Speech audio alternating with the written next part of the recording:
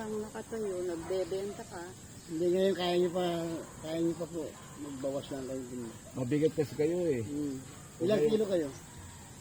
Ano lang ako? Mga 100 siguro. Okay, sana yan kung dollar yan eh. Wala din dollar. Hindi, mga 65 siguro. Or 70. Ang alahati na nga yung katawan ko eh. Dati mataba ako. May pawas kayo At ng... saka huwag kayong kakain ng kanin. Sa gab. Pero pag bata pa, hindi ka kaya ng kanin kasi. Oo, pag bata pa. Bata pa. Pag matanda. Kasi Tama wala nga kumakain yan. ng kanin namin. Yung asawa ko ng diabetic, sa gabi hindi na kumakain ng kanin. Yun. Nakaka-diabetes. Kasi yung kanin, pagpasok sa katawan, sugar kagad. Kasi yung kapatid niyang babae, yung bungso, nasa Virginia. Virginia, Norfolk. Gaya mo sa Norfolk, Virginia. Diabetes educator. Number 1 daw nakaka-diabetes ang kanin. Opo, pagpasok kasi sa katawan niya.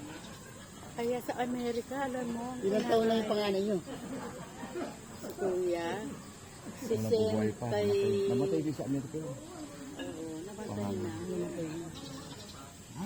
Mayap doon kasi. Sales manager siya ng Norwegian Coastal Voyage, yung pinakamalaking barko sa New York. Ay, Norwegian Eh, vessel. siyempre, Oh. pagka may Passenger yun, gathering passenger. sila, Mga passenger. inuman. Nagkaroon siya ng liver cirrhosis.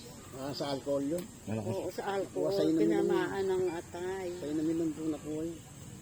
Batang bata pa, Ilang taon? 61. Ilan po? 61? 61 nung pumanaw. Bata. Cum laude siya ng Sambeda.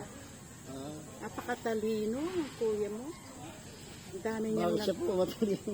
Matalino din po si Kuya.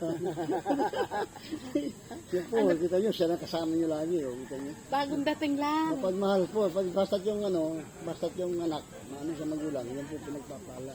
Oo. Basta malapit Sabi ka ko sa nga, magulang mo, ito nga yung hindi ka interview pababayaan. niya sa akin eh. Hindi ka pababayaan ng kasi anak ka sa magulang mo. Lahat ng ginagawa natin, kako, nakamasud ang Panginoon. Oo. Kaya, gumawa ka ng mabuti sa kapwa, may ganti yun. Kasi ibang anak, bibigyan lang ng pera kala, sapat na yun. Hindi niya inaano, lalo pag lalaki, bira lalaki naman eh. Karamihan, babae yung Babae nag-aaral. malapit sa magulang, mga babae. Kaya yung sa lalaki, binigyan ka ng pera, wala nang pakialam yung anak eh, pero hindi na alam. 10% mo yung mahalaga, hindi mo yung pera lang. Lahat ng mga anak ko, mababait. Yun ang pinagdasal ko sa Panginoon. Kaya pag alis na, sino kasama nyo? Marami akong anak eh. 10. Palitan.